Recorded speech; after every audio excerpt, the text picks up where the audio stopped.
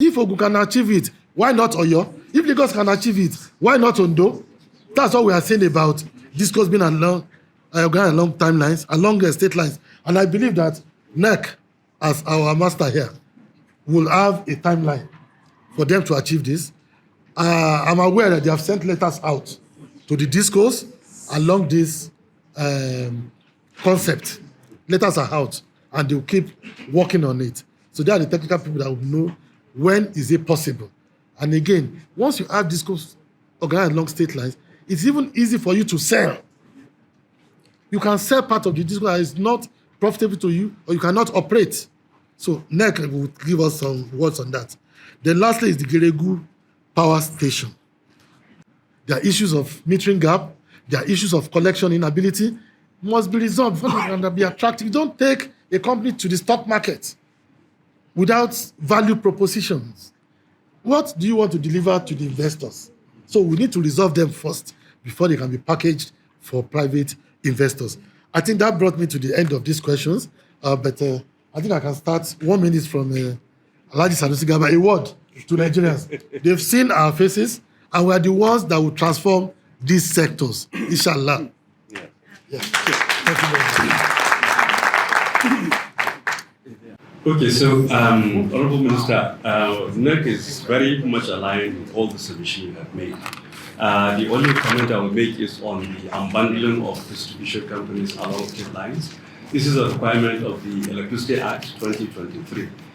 So where you have a situation where one of the states has actually created its own regulatory commission and is ready to create its own market and take responsibility for regulation within the state, the company like a disco like Kano covering Katsina, Kano and Jigawa will be required to unbundle along state lines, and the laws enacted by say Kano will only apply within Kano state.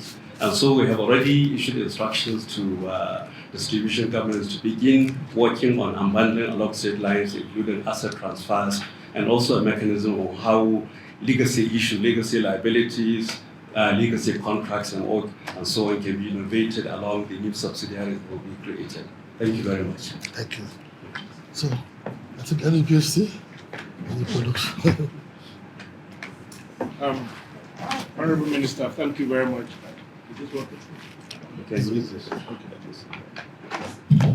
Thank you very much. The Honorable Minister has captured all the issues and challenges with regards to generation and NDPAC by the sheer size of the fleet we control.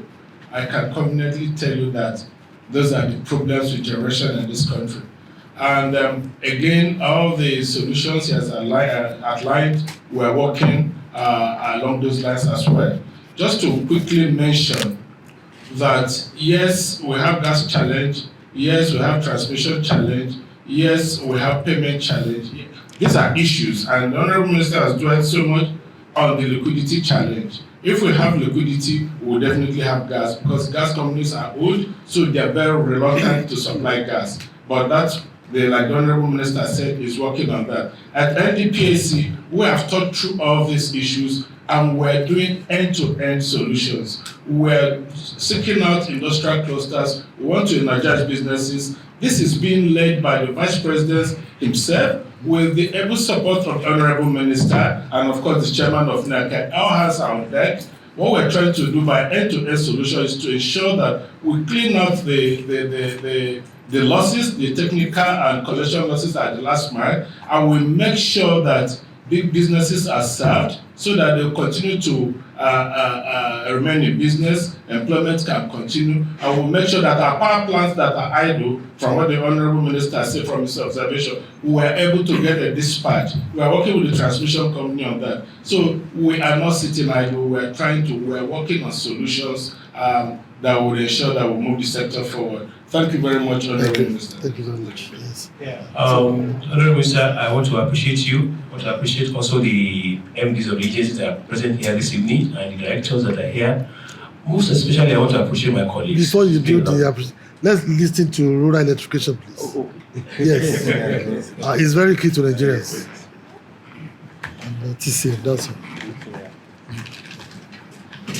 Briefly. Thank you very much, Honorable Minister. I think your presentation has captured it all. Just to re-emphasize that we're working very hard on the rural electrification strategy plan, as the Honorable Minister mentioned. Towards the end of this month, we're calling on all the states, commissioners of energy, all the distribution companies, so that we can share a framework for that rural electrification plan. We have support from international development partners that will enable us get that plan done and ready within this year, so that we can actualize all the decentralized solutions within the states, within distribution companies, within hospitals and schools and communities, as the Honorable Minister mentioned. So this is something that we all decided at the retreat, and the agency took it on very seriously, and we're having that stakeholders meeting later in this month, so that we can come up with that plan. Thank you.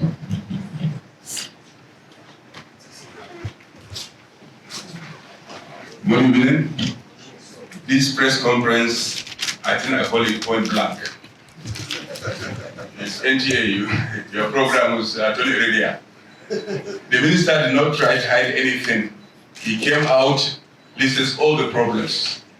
He didn't blame anybody, but he offered the way we can tackle these problems. What is the way forward? How we are going to do it. For the part of TCN, we are doing a lot, even though we don't make so much noise about it. We are doing a lot of reinforcement projects. Since the minister has arrived, we have installed more than 20 transformers, which officially we have commissioned them. Only that we didn't call the Honorable Minister to do the official commissioning, which I'm inviting the Honorable Minister anytime he has time. He says he's inviting him. We are also doing a lot of reconducting. A lot of our transmission lines, we are upgrading them so that we can wield more power. About the ongoing projects the Honorable Minister is talking about, over 100 projects, we have promised him that we are going to put more money on those projects we call low-hanging fruits, so that within 6 months, 1 year, we will be able to commission these stations and transmission line so that we can add more capacity to the grid. Thank you, sir. The Honorable Minister, the PAMSEC, the agency heads, members of the media. Just to note that a few things. Number one, the issue of subsidy.